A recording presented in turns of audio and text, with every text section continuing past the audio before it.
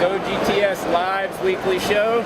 Rob Bertrand, how you doing, bud? I'm great. Thanks for having me on, guys. Absolutely. So, how many nationals have you been to? You know, Ivan asked me that, my co-host, the other day, and it would take me a while to actually. I've been to at least 10. Let's call it that. Wow. At least 10. Wow. Okay. And so you guys are broadcasting your show from the stage this week too? We're streaming everything from the Mike Burkus main stage live on our channels from GoGTS Live. Plus, it's also streaming on a page on the national website. Awesome. Yeah. So we just got done doing a free case break of Onyx Platinum Elite with the owner, Lance Fisher. Gave away 48 autographs and the Victor Robles signed baseball. We've got the owner, John Connor of Baseball Treasures, doing a break, the new collectible coins. Have you guys seen those? Yeah. Okay, they're pretty cool. That's at 2 o'clock, and then we've been doing trivia, giving all sorts of other stuff away. So, having fun, entertaining the crowd. Absolutely. Very cool. So 10 nationals, man. How has the national changed since you've experienced it? Well, there's a lot more technology involved. You know, it's interesting. The Ripping Wax Case Break Pavilion, this is its 4th year, but its advent started 4 years ago here in Cleveland. Okay. And so I think that is the biggest recent change to the National. And, you know, for a long time, you know, this was a vintage focused show. And then New Wax, you know, Blowout, Dave and Adams, those guys wanted to be a part of it. Vintage dealers put up some resistance because they're afraid of losing sales on the floor. Now the vintage dealers and the New Wax dealers are resistant to the whole case break concept because, you know, everybody's competing for the same dollar. So, but what you're doing is you're delivering more value for the attendee. So I think the biggest change is more value. What you can experience, what you can take part in, what you can do at a national has grown leaps and bounds since my first one to this curve. Yeah, this is our first one, and it's mind-blowing, some of the stuff that you see. Isn't it? It's a different beast than our local Charlotte shows and stuff like that. Yeah, they call it the, you know, Super Bowl or the Disneyland of the sports memorabilia world. And I mean, you know, and even though this might be my 10th or so national, I'm not jaded. I still walk around and I go, man. You know, you look at some of the stuff at the auction houses. How about, I think it's Golden right now, has a 1933 Babe Ruth Gowdy in a PSA 9. The card looks nicer than some of the cards you're pulling out of packs today. How is that even possible? And you're only going to see it at a show like this. Yeah, it's incredible. I haven't got a chance to walk much of the floor yet. This is insane for this big, you know, but it's just everywhere you turn there's something amazing. So Absolutely. Do you collect as well? I mean, hell yeah, I collect. I'm VOTC, Voice of the Collector on Twitter, so I better.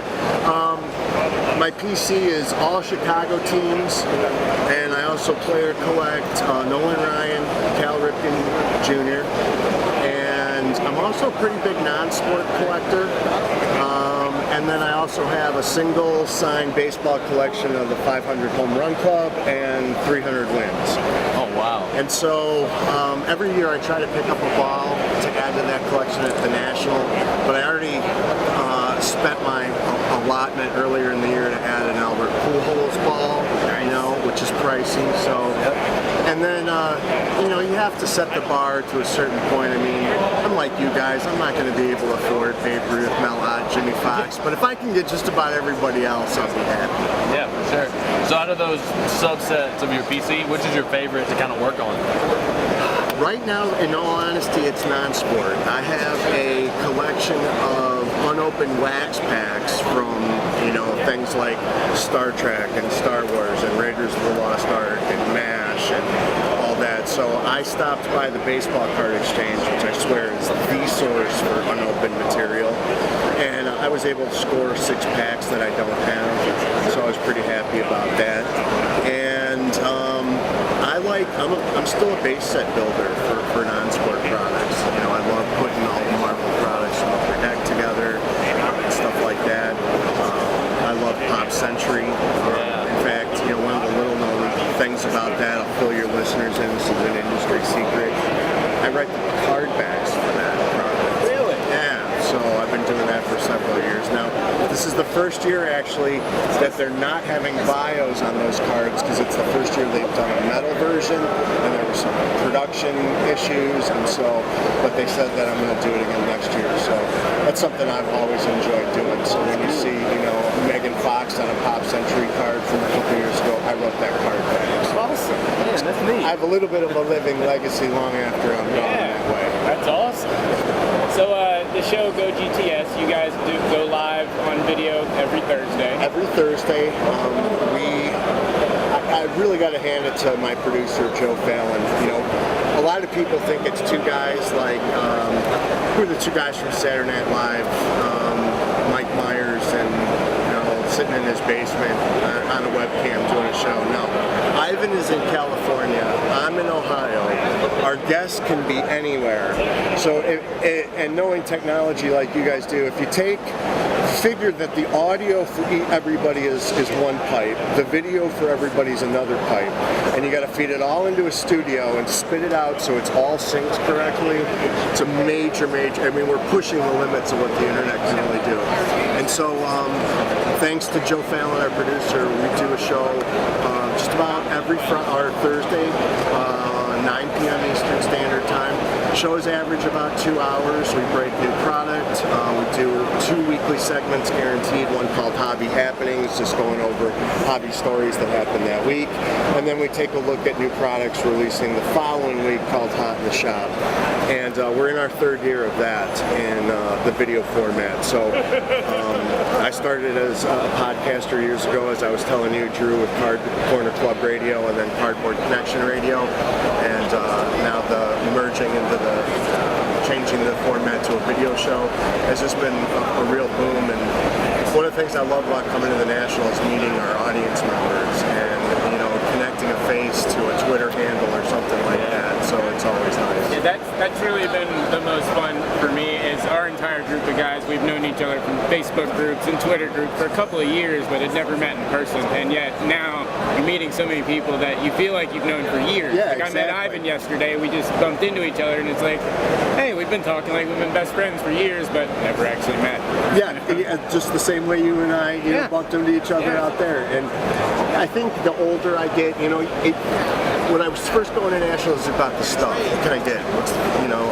And now it's really about the relationships. It's the meeting people you talk to and follow on social media. And that's another thing I think that's really changed and been absolutely great about the National is that, this hobby is supposed to be social. Yep. And for a while, there was a little bit, as more and more card shops disappeared and stuff like that, a little bit of that got lost. And social media helped reconnect that, and you really see that on the floor of the National.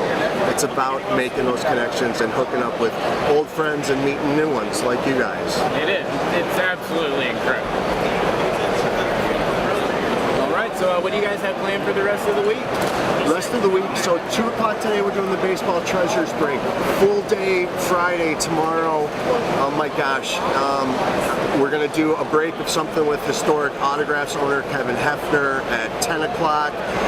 Rico Petrocelli, the Boston Red Sox great, signing on the main stage. And then Dick Fosbury, the guy who invented the Fosbury flop and the high jump. He's got a new book out. He's going to be on the main stage. We're going to do an interview with him. A couple other manufacturer breaks, and then Saturday is the big day. We got the kids break for Panini.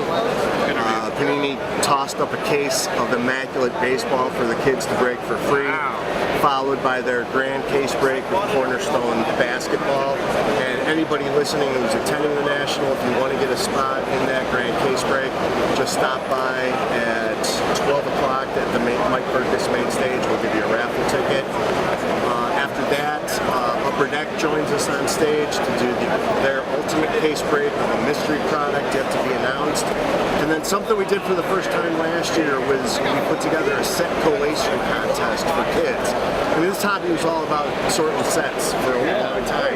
So we wanted to bring that back a little bit. So it was my idea, and I got Chris Carlin at Upper Deck to buy into it. So they provide all the prizing. We take 16 kids in a 8 versus 8 bracket style tournament to sort, a 20 card set, and then if you move on, you're timed, you win. You do a 50 card set, and so on and so on. And the winner gets an autographed piece of Upper Deck authenticated memorabilia. And I found out just recently that last year's winner is coming back to defend his crown. So we're hoping that this is going to be an annual thing now on the main stage. That's awesome. That's really cool. Well, Rob, thanks so much for joining us. My pleasure. Thanks keep for up the having great me. work. You guys as well. Thanks so much. Nice meeting you. Appreciate it. Rob, thanks, man. Oh, no problem. It's a pleasure. Absolutely. Absolutely. Can't wait to Hi.